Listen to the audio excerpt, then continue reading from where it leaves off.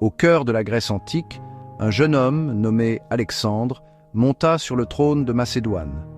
Il n'avait que 20 ans, mais le destin l'avait choisi pour la grandeur. L'année était 336 avant Jésus-Christ, et le monde ne serait plus jamais le même. Alexandre hérita d'un royaume puissant, forgé par son père, Philippe II. La Macédoine était une puissance militaire, son armée réputée pour sa discipline et sa force. Alexandre n'était pas étranger à l'ambition et au pouvoir. Son père avait été un brillant stratège et conquérant, et Alexandre avait appris du meilleur. Éduqué par le grand philosophe Aristote, Alexandre possédait un intellect vif et une soif de connaissance. Il était versé dans la philosophie, la littérature et l'art de la guerre. Dès son plus jeune âge, Alexandre fit preuve d'un courage et d'un leadership remarquables. On dit qu'il a dompté le cheval sauvage Bucéphale, un exploit qui impressionna même les cavaliers les plus expérimentés. Cet événement préfigurait la capacité du jeune roi à surmonter des défis apparemment insurmontables. Le poids de sa lignée et les attentes de son peuple reposaient sur ses épaules. Alexandre était déterminé à être à la hauteur de l'héritage de son père et à se tailler sa propre voie vers la gloire. Il était loin de se douter que son nom serait gravé dans les annales de l'histoire, comme l'un des plus grands conquérants que le monde ait jamais connu. L'ascension d'Alexandre au trône ne fut pas sans défi. Plusieurs factions au sein de la Macédoine et des cités-États grecques environnantes y virent une occasion de contester la suprématie macédonienne. Des rébellions éclatèrent à l'intérieur des frontières du royaume, mettant à l'épreuve la détermination du jeune roi. Alexandre agit rapidement et de manière décisive, conduisant son armée pour réprimer les soulèvements. Il fit preuve à la fois de prouesse militaire et d'un esprit politique avisé. Il savait que pour sécuriser son royaume, il devait non seulement vaincre ses ennemis sur le champ de bataille, mais aussi gagner leur cœur et leurs esprits. Il offrit la clémence à ceux qui se rendirent et intégra les troupes vaincues dans sa propre armée, favorisant un sentiment d'unité et de loyauté. Ces victoires consolidèrent sa position de roi légitime de Macédoine et lui valurent le respect de son peuple et de ses ennemis. Son royaume sécurisé, Alexandre se tourna vers une ambition bien plus grande, la conquête de l'Empire perse. L'Empire perse, sous le règne de Darius III, était vaste et riche, s'étendant de l'Égypte à l'ouest jusqu'au fleuve Indus à l'est. C'était un ennemi redoutable, mais Alexandre n'était pas découragé.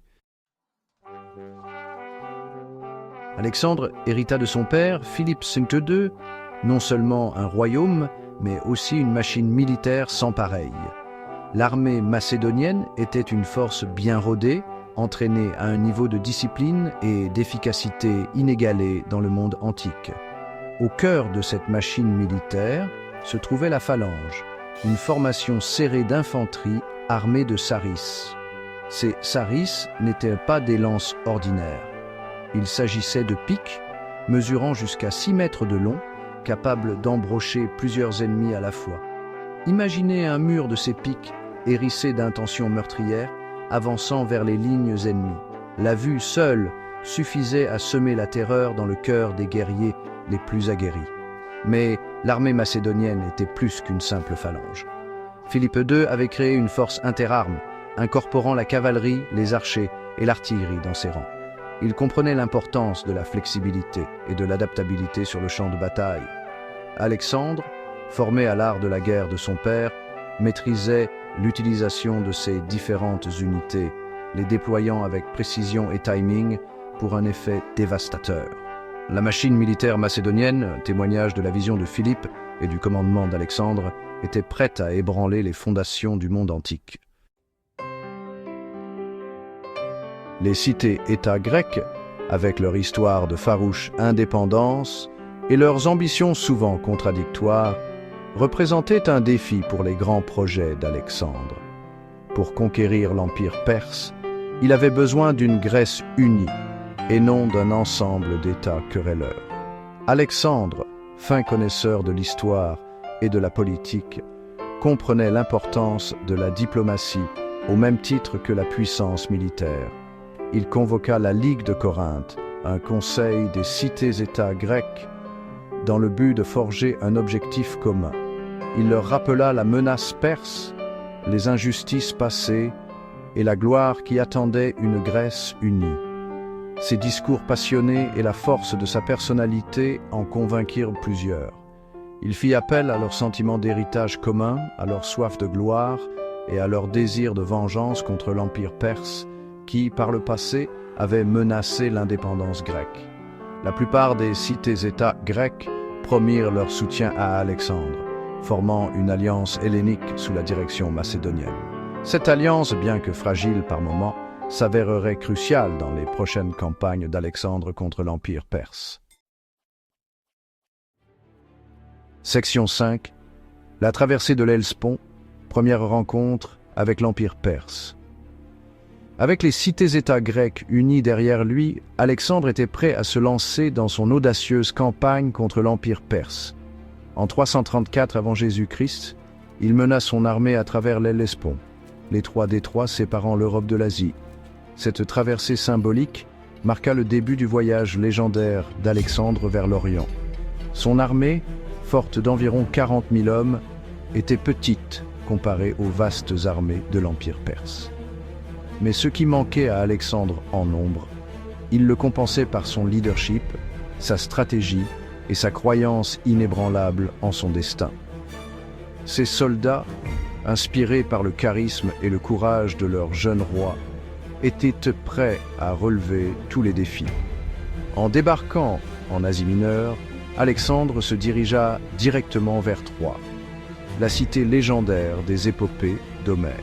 Là, il rendit hommage aux héros d'antan, établissant un parallèle entre sa propre expédition et la mythique guerre de Troie. Ce fut un brillant coup de propagande, reliant sa campagne aux annales de la légende grecque et inspirant ses troupes. Le décor était planté pour un choc des civilisations, une confrontation qui allait remodeler le monde. Section 6. La bataille du Granique, établir la puissance macédonienne. L'Empire perse, vaste et riche, fut lent à réagir aux avancées initiales d'Alexandre. Les satrapes perses, les gouverneurs des provinces de l'Empire, semblèrent sous-estimer la menace macédonienne. Ils rassemblèrent leurs forces, composées principalement de mercenaires grecs et de levées locales, et se préparèrent à rencontrer Alexandre au fleuve Granique. La bataille du Granique, en 334 avant Jésus-Christ, fut le premier affrontement majeur entre les armées macédoniennes et perses. Les forces perses, positionnées sur la rive opposée du fleuve, occupaient une position défensive apparemment avantageuse. Mais Alexandre, fin tacticien, vit une opportunité. Il ordonna à sa cavalerie des compagnons, la force de combat d'élite de l'armée macédonienne, de charger à travers le fleuve, prenant les Perses au dépourvu. La phalange macédonienne suivit, formant un mur de boucliers et de piques qui repoussa lentement mais sûrement les lignes perses. L'armée perse, malgré sa supériorité numérique, s'effondra sous l'assaut incessant des Macédoniens. La bataille du Granique fut une victoire éclatante pour Alexandre, établissant la puissance macédonienne en Asie mineure et envoyant des ondes de choc à travers l'Empire perse.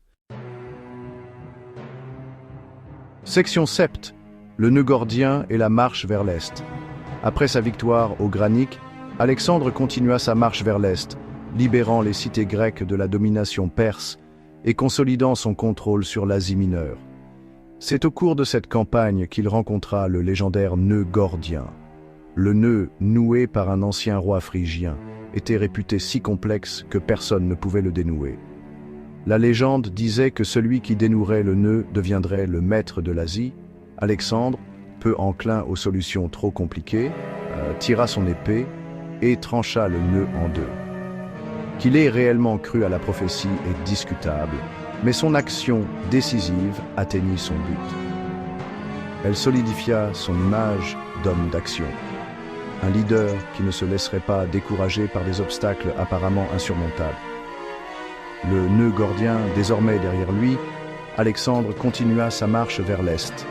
les yeux fixés sur le cœur de l'Empire perse. Son voyage le mènerait à travers des déserts brûlants, des montagnes périlleuses et au cœur de terres inconnues. Section 8.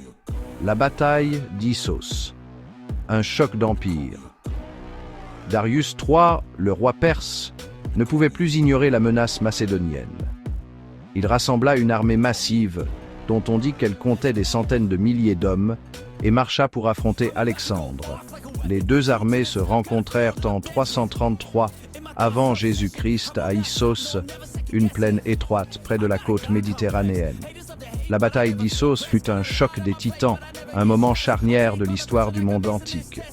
Darius, confiant dans sa supériorité numérique, déploya ses forces à travers la plaine, espérant submerger la plus petite armée d'Alexandre. Mais Alexandre, maître des tactiques de champ de bataille, avait anticipé le mouvement de Darius. Il positionna son armée de manière à canaliser l'avancée perse sur un front plus étroit, annulant leur avantage numérique. La phalange macédonienne tint bon, repoussant vague après vague d'attaques perses. Alexandre, à la tête de sa cavalerie des compagnons, vit une opportunité et chargea directement au cœur de l'armée perse, visant directement Darius. Le roi perse, pris au dépourvu par la férocité de l'assaut macédonien, paniqua et s'enfuit du champ de bataille. Sa fuite démoralisa l'armée perse, qui s'effondra rapidement dans le chaos et la défaite. Section 9. L'héritage d'Alexandre, un impact durable sur le monde. Les conquêtes d'Alexandre, son génie militaire et son insatiable soif de connaissance laissèrent une marque indélébile sur le monde. Il diffusa la culture, la langue et les idées grecques dans tout son vaste empire, inaugurant l'ère hellénistique, une période d'échange culturel et d'effervescence intellectuelle qui influencerait la civilisation occidentale pendant des siècles. Son empire, bien que de courte durée, relia l'Orient et l'Occident, favorisant le commerce et les échanges culturels à une échelle sans précédent. Il fonda des villes, créa des bibliothèques et patronna des érudits, laissant derrière lui un héritage qui s'étendit bien au-delà de ses exploits militaires. L'histoire d'Alexandre témoigne de la puissance de l'ambition, de l'attrait de la conquête et de l'impact durable d'un seul individu sur le cours de l'histoire. Il était un héros imparfait, capable d'une grande cruauté autant que d'une grande compassion. Mais son héritage, pour le meilleur ou pour le pire, continue de nous fasciner et de nous inspirer aujourd'hui.